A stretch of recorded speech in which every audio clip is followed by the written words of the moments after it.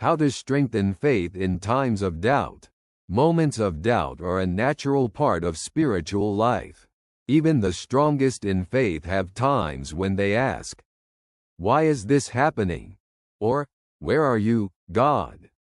The Bible does not shy away from such questions. It shows that doubt can be the beginning of deeper faith if we bring it to God.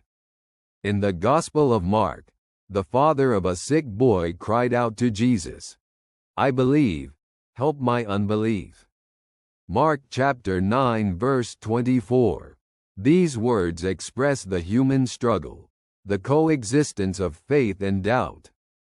Jesus did not reject this man but healed his son, showing that God responds to our sincerity and willingness to trust. The psalmist also struggled with doubts, crying out, my God, why have you forsaken me? Why are you so far from saving me, so far from my cries of anguish?" Psalm chapter 22 verse 1. Yet these prayers, full of pain and questions, always end in trust and praise to God. The psychology of spirituality emphasizes that doubt is not a sign of weakness but a natural stage of growth.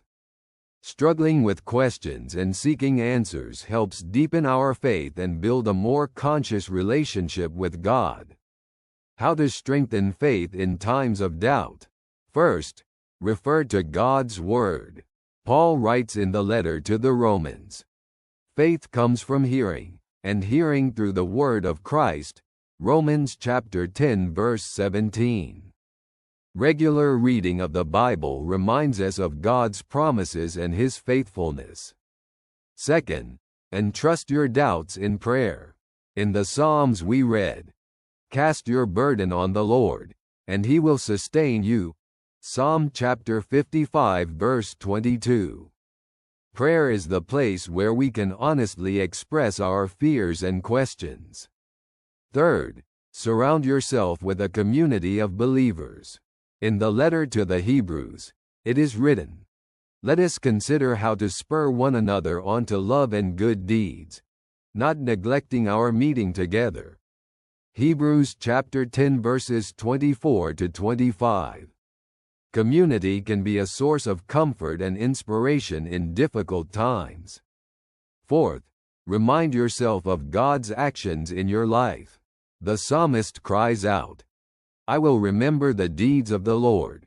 Yes, I will consider your wonders of old." Psalm chapter 77 verse 11. Reflecting on how God has acted in the past strengthens our faith in His presence here and now. Fifth, remain thankful even in difficult times.